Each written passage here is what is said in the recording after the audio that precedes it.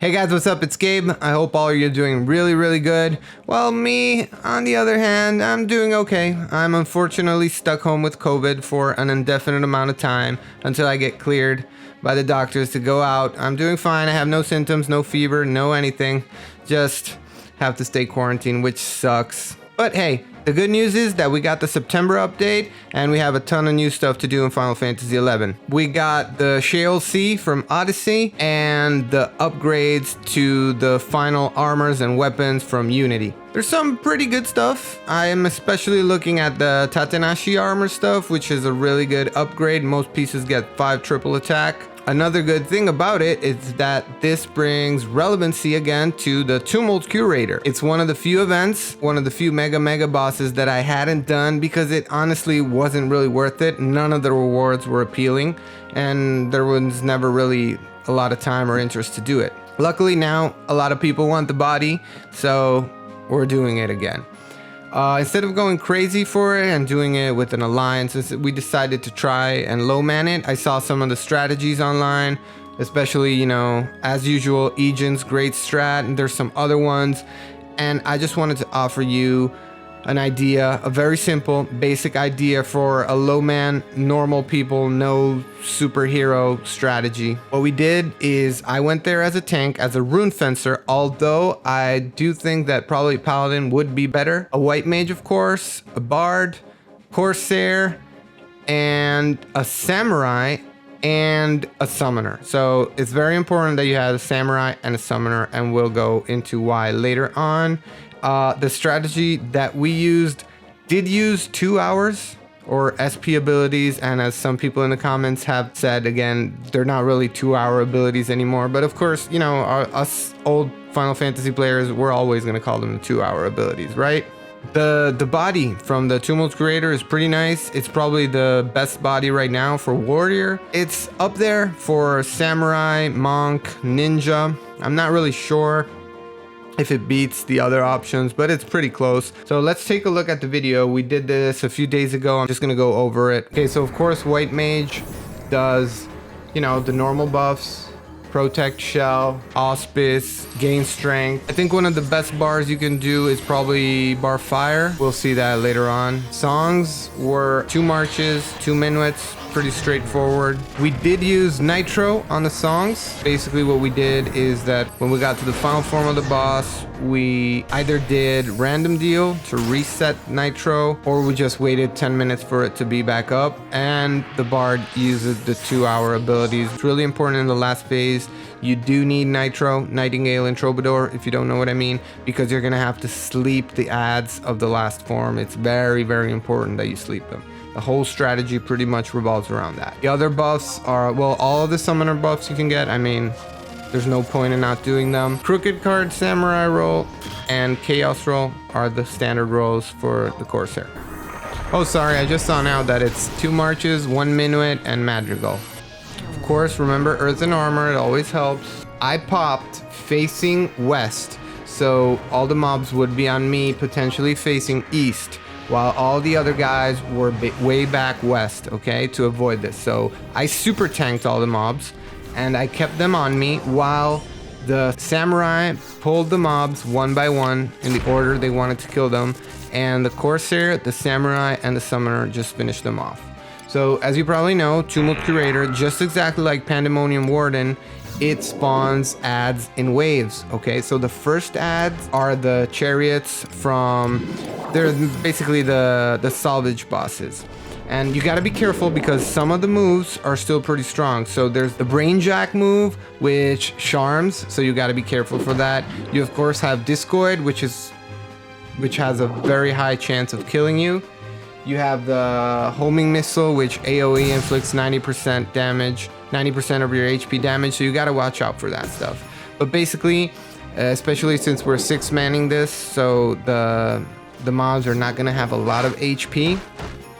You can just basically pull them one by one and kill them, and they're gonna die in like one blood pact and 1 weapon skill, or a couple of weapon skills, so it's gonna be pretty fast. It's not very risky. I have to say that while I was holding the ads, as you can see here, unfortunately you can't see a lot of the game because my camera was stuck, of course, But in one of the runs we did, I did get discoided in my face and I died. So that kind of sucked.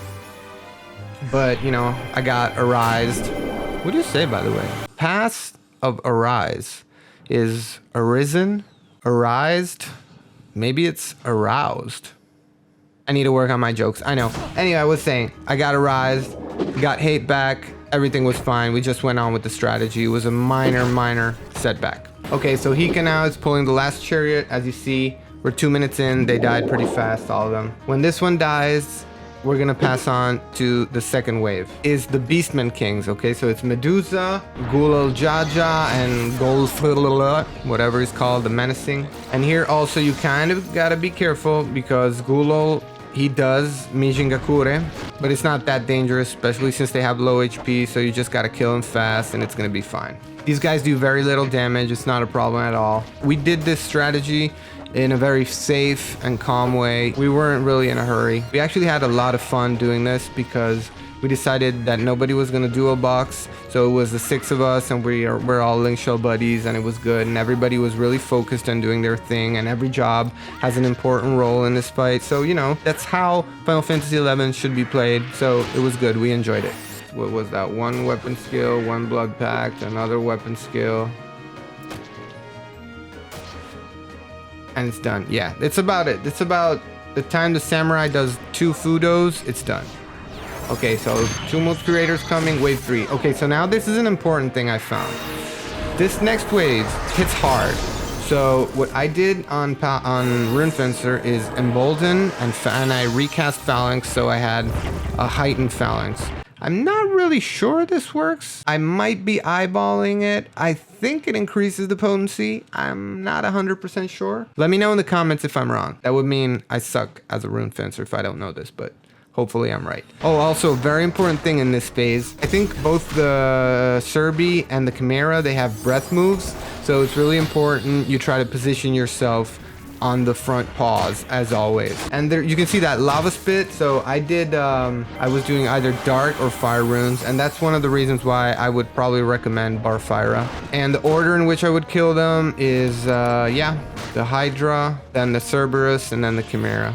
They die pretty soon. So an important thing that we did here is since random deal wasn't up on the Corsair, we took our time to kill the last one so that we could make sure that Nightingale and Troubadour from the Bard were up as soon as the mobs died, because it's going to be really important that the Bard pops Nitro and he sleeps the ads, the next wave of ads, okay?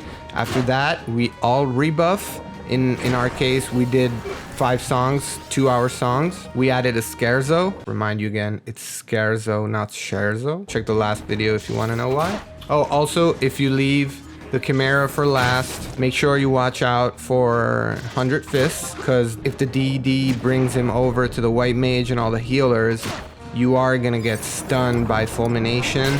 And if he 100 Fists in that moment, he's going to kill everybody. So be careful for that. Another thing you can do is just have the Chimera stay on the tank and have the DD walk over and just zerg him down.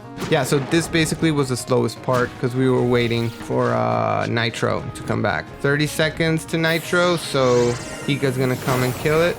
His Fudos are hitting for around 20k, which is very good. It's nothing outlandish. He has a rank 15 Mazamune though, so. Okay, so here it is. Here's the last phase, and it popped the ads. And this phase is very, very crucial. Okay, so Nightingale, Troubadour, and he's gonna lullaby all of them.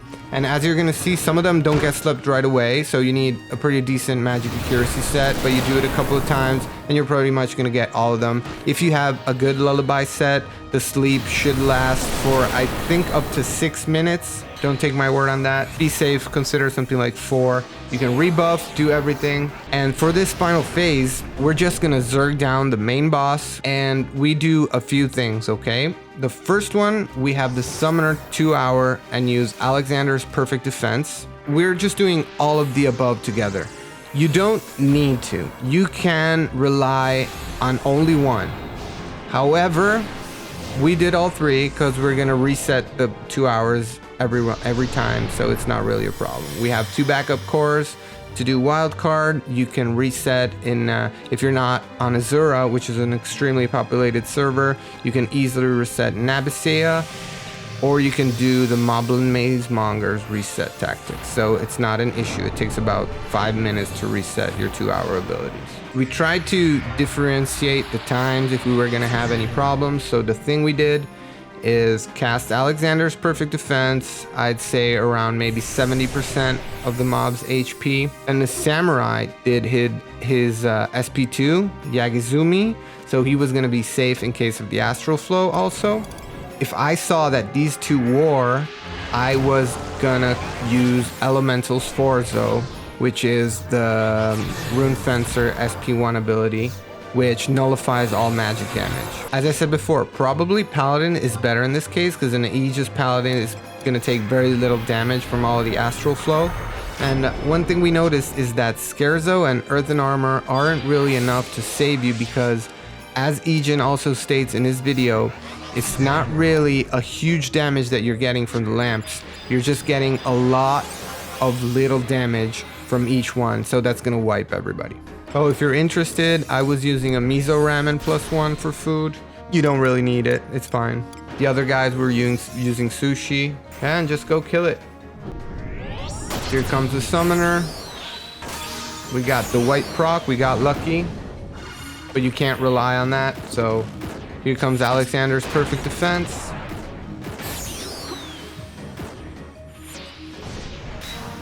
It's about at 81% now. So we were a little bit slow in killing it this run. You can do better. After this run, we also thought that probably a 7th party member would not have impacted on the HP that much, and probably a Geo with Frailty would help out a lot. So that could be a good substitute to bring also. There it is. That was an Astral Flow, which got mitigated. So now I think that Hikarushi used his Samurai SP2.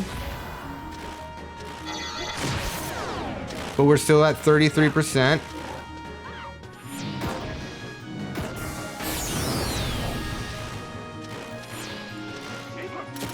So I got the feeling here that it was taking a little bit too long, and right towards the end, I popped the Elemental Sforzo.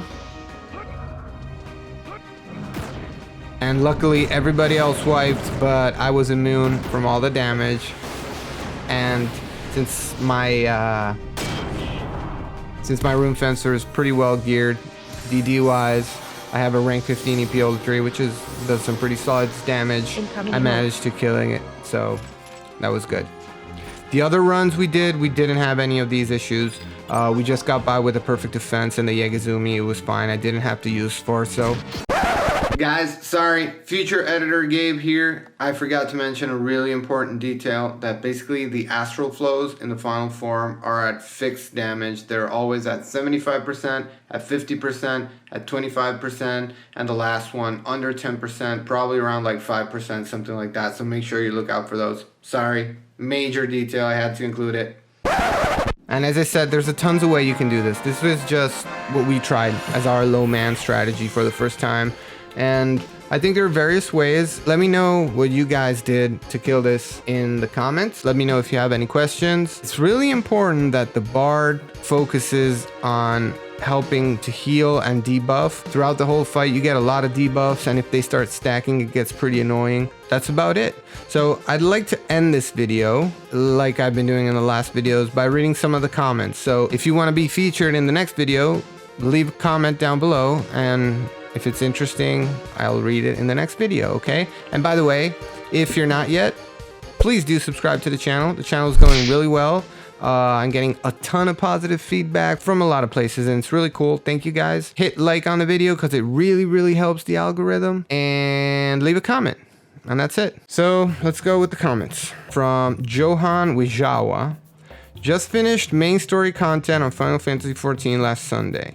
While I haven't unlocked everything yet, as there are so many things to do that may last till the end of the year, I'm curious if Final Fantasy XI is also good to check out. Well, my good friend, Final Fantasy XI is awesome. From the many things I hear, Final Fantasy XIV has a very good, solid, and entertaining storyline.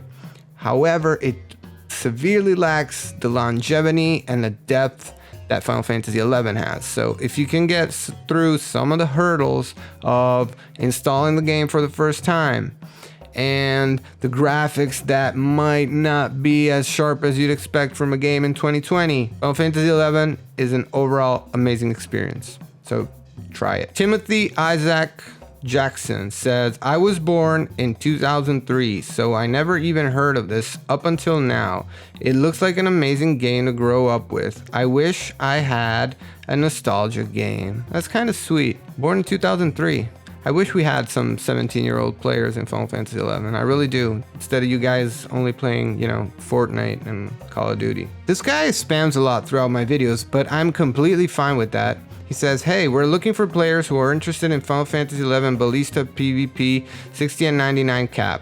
His name is Nathan McElwain. I actually checked out some of those videos, and that looks really, really fun. So I completely give a thumbs up to this initiative. So guys, yeah, that's it. Tumult Curator. If you've been wanting to do it for a while, now's a good time. Especially there's a campaign going on where you get 2 coffers each kill. So grind it, go for those bodies, and have fun. It's a fun fight, trust me. You'll enjoy it. You're not gonna need anything incredible. If you have an alt that has a bard, you'll need a Corsair, a White Mage, a good summoner. It doesn't have to be a Nirvana summoner, so don't worry about that. You do, however, need pretty high skill to get the most out of the Alexander Perfect Defense. A good samurai would probably be really important. A good tank. I'll see you in the next video. Remember to like and subscribe and comment. Gabe out.